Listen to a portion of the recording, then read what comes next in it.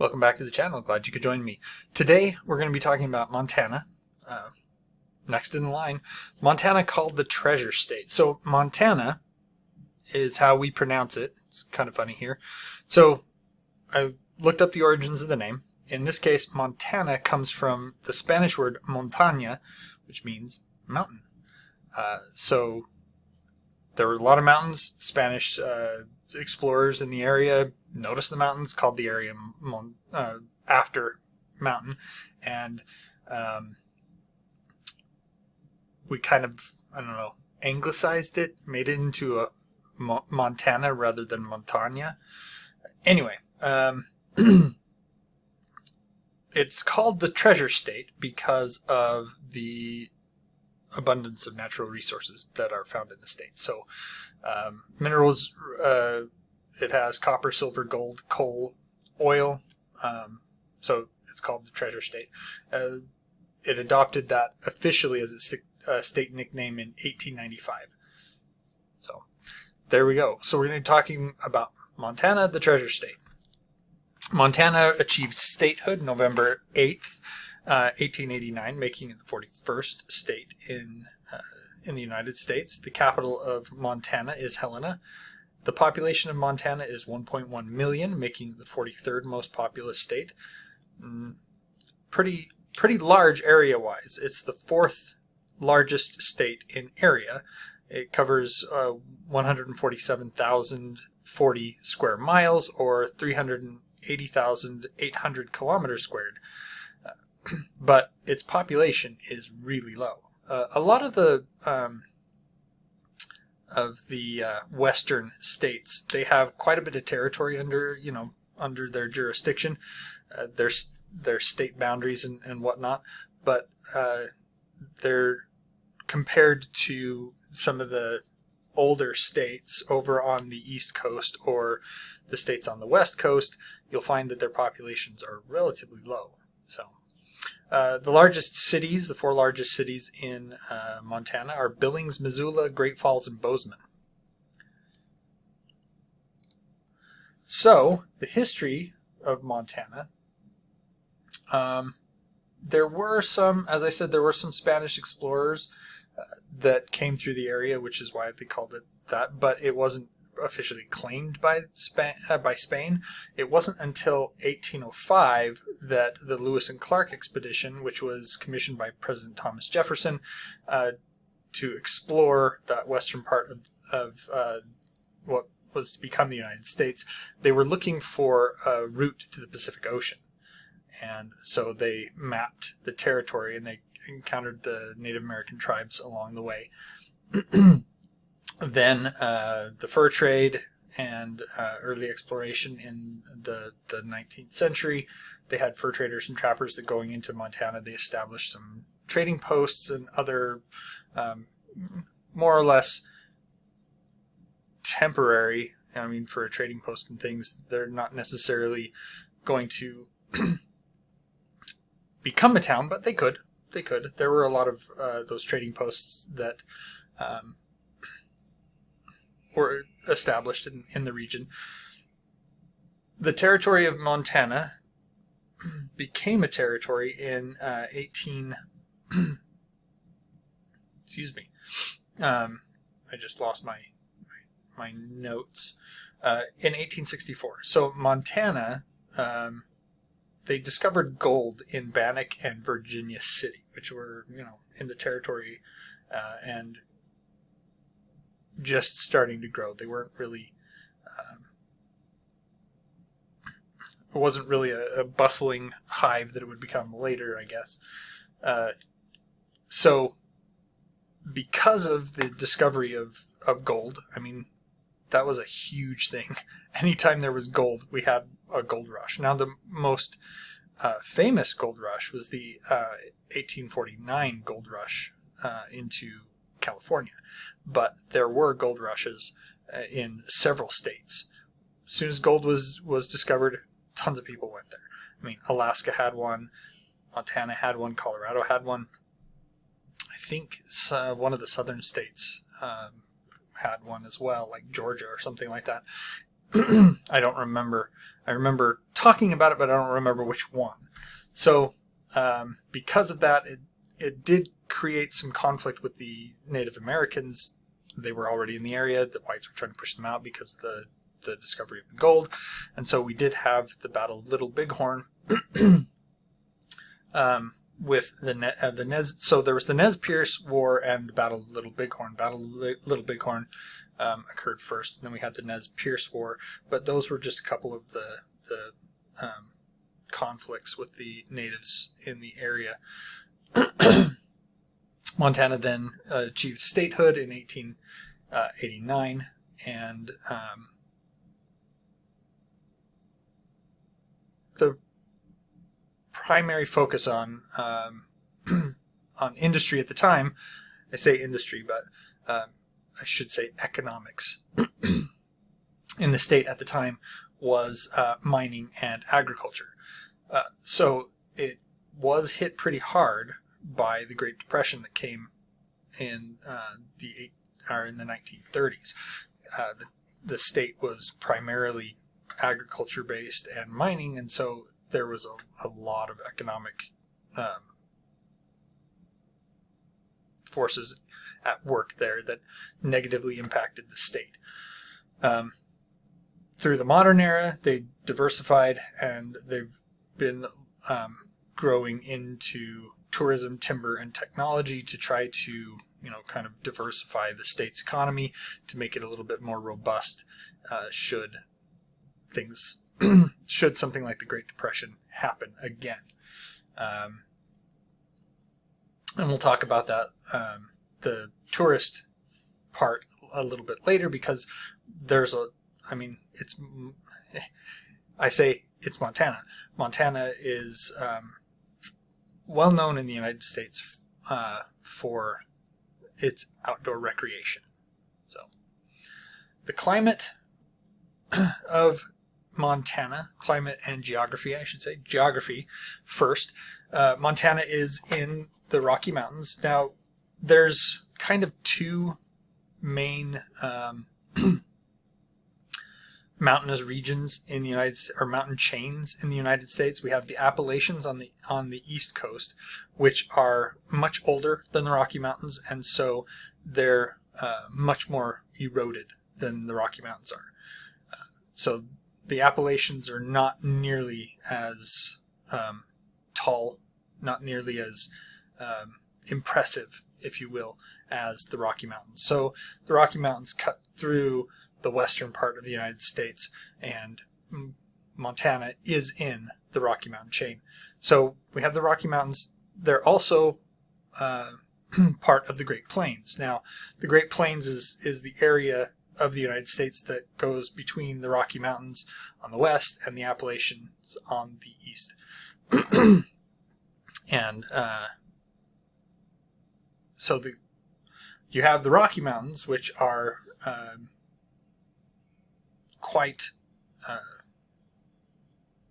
it was quite an ordeal to pass through the Rocky Mountains to get to places like California and Oregon and out there onto the West Coast, because of how difficult at the time travel was. So it was a major imposition in a major barrier in the United States at that particular point in time. The state's highest peak is Granite Peak, which is an elevation of 12,807 feet, or 3,904 meters. As I said, the Great Plains, and then we have the Continental Divide. The Continental Divide, it runs through Montana, and it's along the crest of the Rocky Mountains. It's basically, the Rocky Mountains were created when two tectonic plates hit and then thrust up. And so you have that Continental Divide. It's a line between one part of the United States and another part, as far as the continental, the tectonic plates go. And it also determines the direction of the flow of rivers, interestingly enough. So if you're on the western side of the Continental Divide, then the rivers are going to be flowing into the Pacific Ocean. If you're on the eastern side, then they flow basically towards the Gulf of Mexico. There's also the Yellowstone caldera. Yellowstone is fairly famous worldwide that I know of. I can't say from direct experience of polling people, but the Yellowstone caldera is fairly well known. It's a volcanic hotspot. I shouldn't say volcanic. What I should say is it is what's the word for it? So basically we have Yellowstone National Park is part of this Yellowstone caldera, and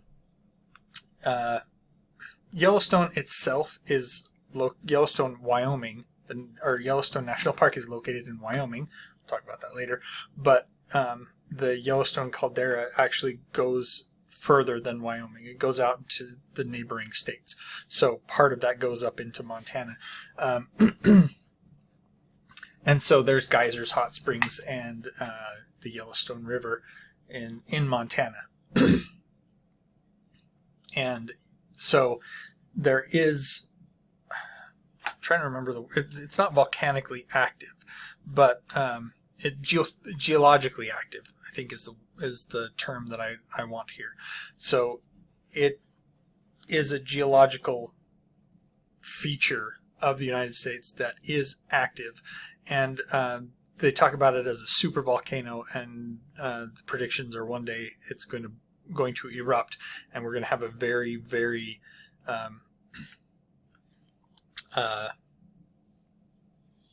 very large natural disaster because of it. Anyway, the climate of Montana is generally a continental climate. You have western and eastern Montana, and then the mountainous regions. In the western part of Montana, and the reason that they kind of divide it that way is because of the mountains that run through Montana.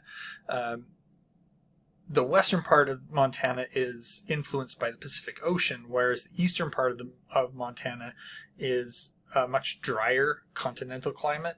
So while the temperatures don't differ a lot, so winters in the western part of Montana, 20 degrees Fahrenheit to 30, which is -7 to -1 in January. And then we have summers between 70 and 80, which is 21 Celsius to 27 degrees Celsius in July. And it does have a lot more precipitation in the western part of Montana than in the eastern part of Montana.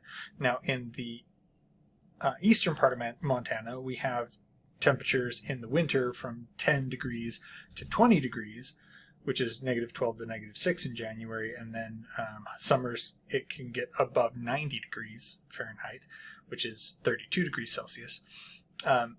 You'll notice that it's a 10-degree difference at time, but there is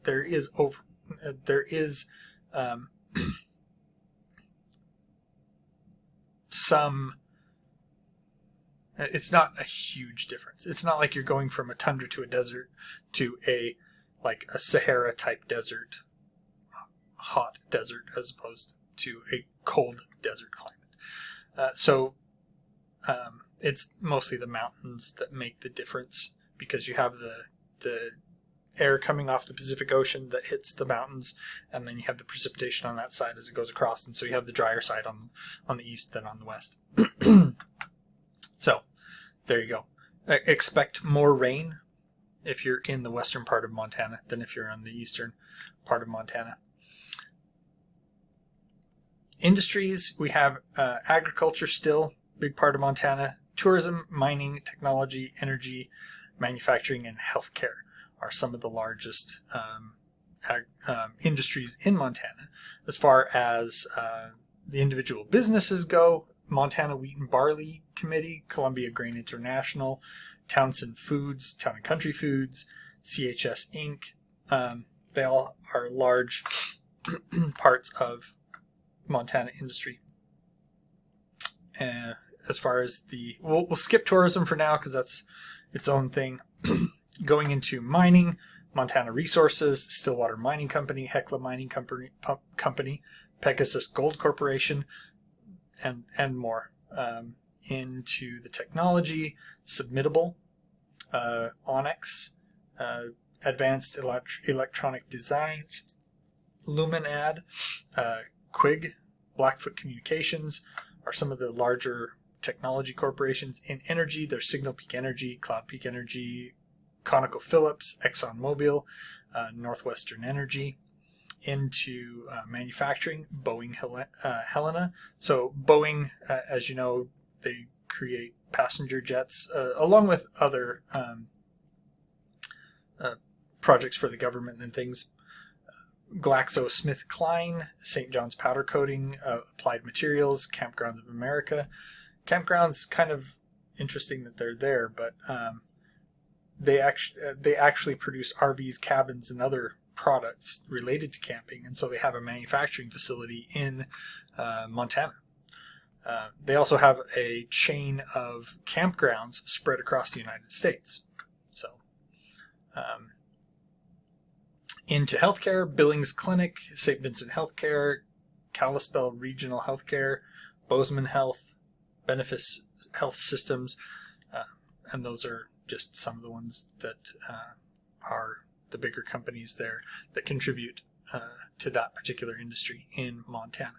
Now on to tourism. As I said before, Montana is known in the United States as a center for outdoor activities. So you have hiking, fishing, skiing, hunting, canoeing, boating, rafting. If you can do it outdoors, you can probably do it there, in Montana. Some of the big tourist sites, Glacier National Park. It's also called the Crown of the Continent, interestingly enough. The thing is that Glacier National Park, it is a bit of a misnomer. It should be Glacier International Park, as I recall. So Glacier Park, there's a park, it's split between Montana and Canada. On the United States side, it's called Glacier National Park. And as I said, I think I've heard it even referred to as Glacier International Park. But then on the Canada side, it's called Waterton. I have not actually been to Glacier. I've been to Waterton. So I haven't been to the United States side. I'm from the United States, but I've been to the Canada side of the park. I really enjoyed it. It was amazing. I'm not entirely sure where this picture comes from, but this is the type of thing that you would see at Glacier or Waterton if you went there. Definitely. There was a particular hike that I went on, and in order to get to the trailhead, you got a ferry ticket and you rode a boat across the lake to the trailhead. Now, if you wanted to, you could hike around the lake and then up, but that was more than we wanted to do that day. So anyway, there's also Yellowstone.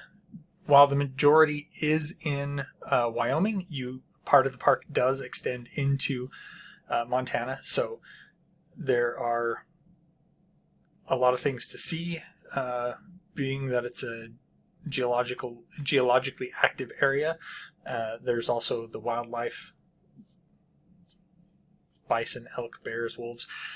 Interestingly enough, like the things that you would think of as the most dangerous, such as the bears and wolves, they tend to stay away from humans in the park.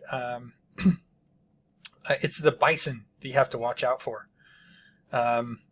A lot of tourists get killed by the bison every year or injured by the bison every year in Yellowstone, because they think, oh, it's this big cow thing, it's not going to hurt me. No. Yeah, there's no way you're going to stop a bison. They're huge. They're bigger than cows. Anyway, there are plenty of historic sites. Virginia City, Bannock, those were like trading post mining areas. There's Museum of the Rockies in Bozeman that has paleontology and regional exhibits. There are resorts. There's also Lewis and Clark Cavern State Park, Native American culture areas. I'm always fascinated by those. I've been to a couple. There was one I remember in Alaska that was quite interesting to go to. But anyway, as I said, the historic sites, there's Lewis and Clark stuff because of the Lewis and Clark expedition. Battle of Little Bighorn as well. So there's a lot of stuff to do there as well as that, as I said, the Native American culture. There are several Native American tribes that still call Montana home, and they have tribal museums, there's powwows, and cultural sites. So if you're interested in that, I highly recommend checking those out in Montana. Now, on to the trivia, my favorite part. It is illegal to leave sheep unattended in a truck without a chaperone. Yeah, that makes no... apparently, they're afraid the sheep are going to take the truck and go joyriding. I don't know. You cannot fall asleep in a cheese factory. It's illegal in Montana, in Billings, Montana, to lie down and fall asleep in a cheese factory. Yeah, I don't know.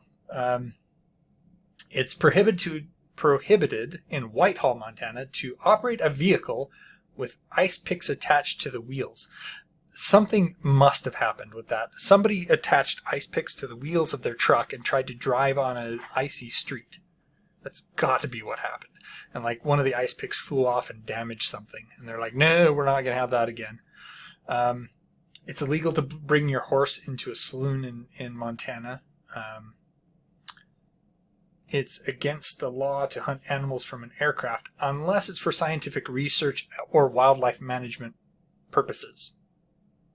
So, there is only one, this is going to be a bit sensitive.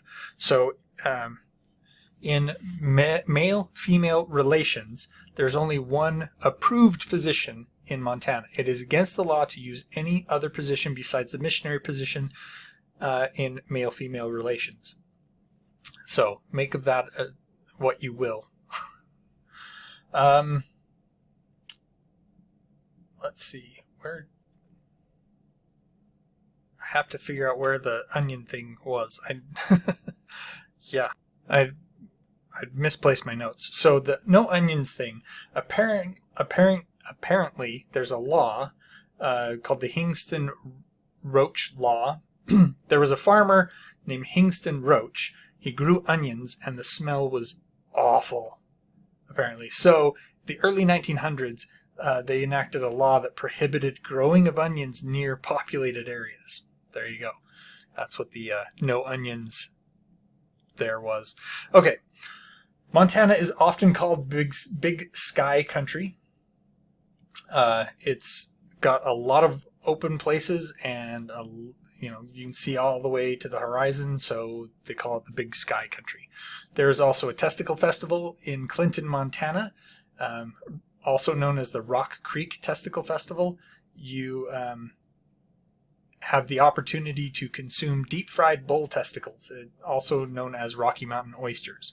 So if you've ever heard the term Rocky Mountain oysters and you're thinking, there aren't any oysters in the mountains, that's what it's referring to. So yeah, there you go. Sip and Dip Lounge in Great Falls, Montana. It's got a swimming pool with a glass wall, and there are mermaids that perform in the evening.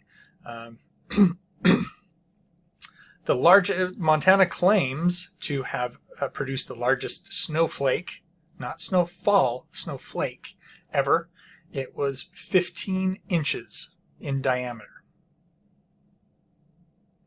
Yeah, so 15 inches around. At Fort Keogh, Montana. I think that's how you say it, but I'm not sure. This was documented January 28th, 1887. There is a dinosaur trail in Montana, and by dinosaur trail, it's a network of museums and paleontology sites that show the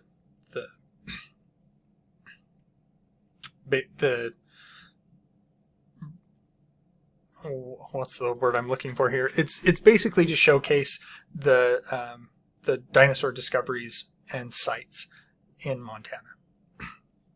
We have Outlaw Cave.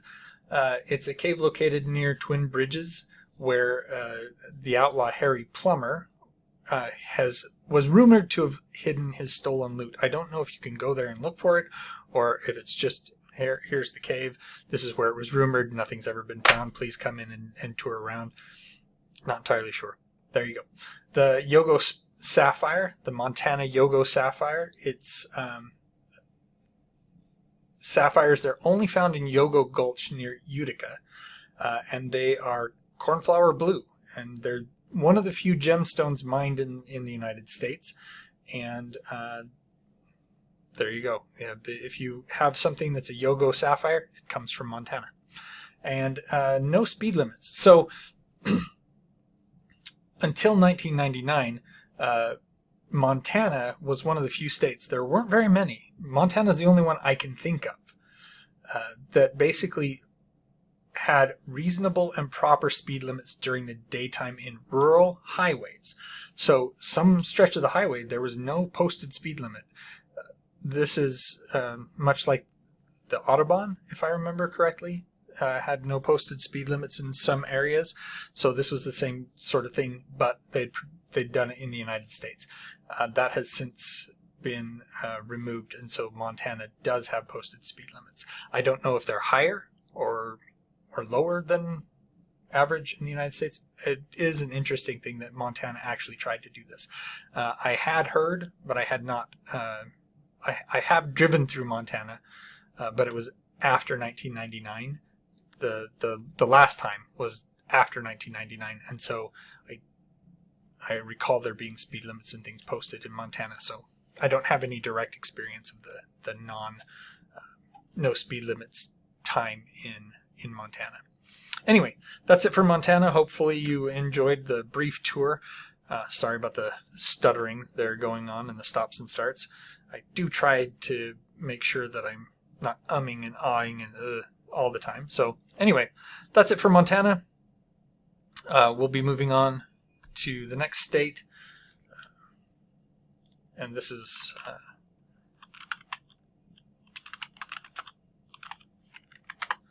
where I should have checked on this beforehand. But after Montana, we have Nebraska. So Nebraska will be the next state on our list. And if you've been to Montana, you have some direct experience and I got something wrong, please let me know. Comment down below, like, subscribe, put the bell on so you get the notifications, and enjoy yourself. Have fun.